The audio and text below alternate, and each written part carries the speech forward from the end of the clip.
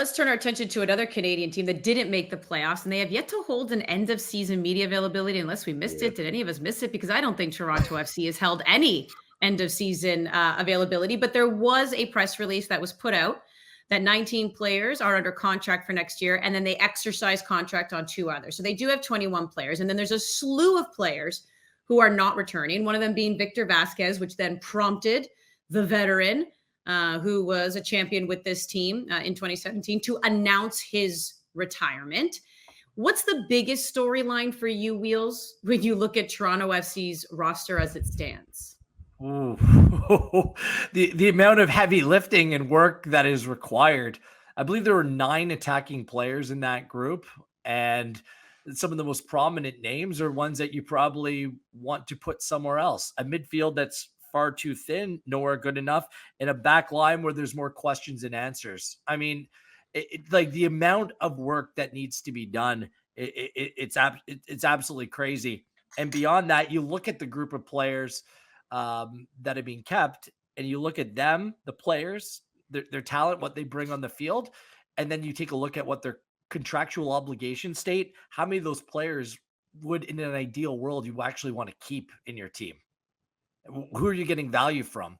I can make the case for 2 or 3. That's about it. So this is an incredibly difficult offseason. And TFC, I think they made a shrewd hire in Sean Rubio. We'll see how he can help this process. But I mean, there's so much work to be done here. They are bolstered by the fact they do have the number 1 overall pick in the MLS Super Draft. They're going to have to be creative unless they can get rid of some of these players. So the one name that did stand out to me is if Ayo Akinola comes back. I know that John Herdman rates the player and likes the player. Perhaps he can get his career back on track, but there are very few of those stories that you can kind of look at when looking at the roster in isolation or the squad in isolation. Say, yeah, okay, this is showing promise. Yikes. That was my reaction. Yeah, I mean, it's basically 21 players as well now with the exercising of 2 in particular. That's Luca Gavrin, the goalkeeper, and Coelho, the midfielder. They chose to bring those 2 back. But I mean, Jordan, I mean, that's a new coach starting with essentially a made roster, unless you're getting rid of players. Yeah. And when I'm looking at the roster, to add to my good friend Wheels' point, who's like the fabric of this team? Who are you building the team around? Like who's the spine? I mean, John Herdman is going to come in with bright ideas and a brand new philosophy, and definitely rah the group. But for me, it's just it's a tall order, because who are you really relying on? I know you have a relationship with Osorio, but in terms of really leading this team and having a good chemistry and good connection with his team, who are the guys you're looking at up front, in the midfield, in the back?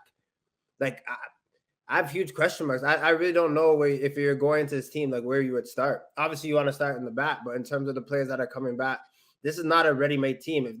If they're giving John Herdman the keys and this is going to be like a long process, a couple of years, then you're like, okay. But in terms of changing this around for next season, Wheels, Ollie, and we've all seen and covered the game for a while.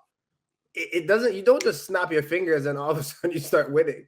Like, you need players that you can rely on that are going to be healthy, right? Wheels mentioned Ayo Akinola as well, a guy that in form is a talent. But like, how many games next season are you going to get him ready from this offseason to be ready to play next season and be a guy to rely upon? Like, these are just question marks that you don't really know.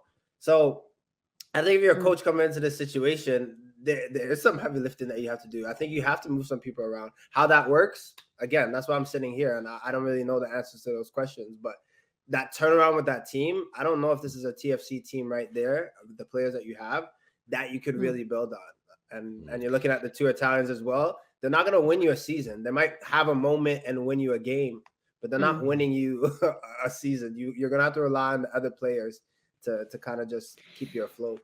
And Ollie, you wonder if the scars maybe with the 2 Italians are a little too deep, but going back to just having to overhaul certain things, this is where we don't quite know, because it is brand new, that relationship between John Herdman and Bill Manning.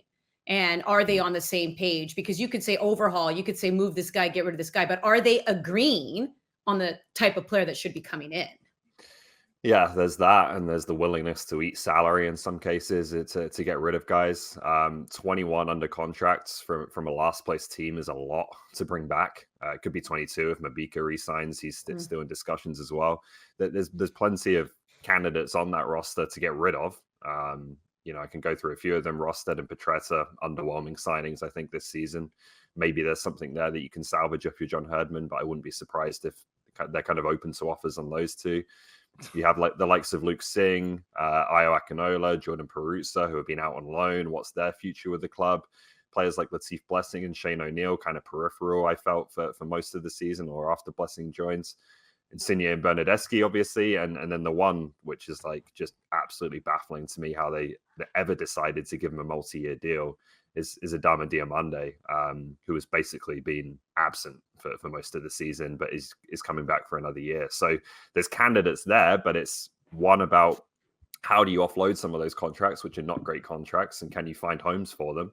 And two, like you said, Andy, it does leave you with another big off season, which it seems like we've been saying for about 3 years in a row with TFC in terms of the amount of reinforcements you need to bring in.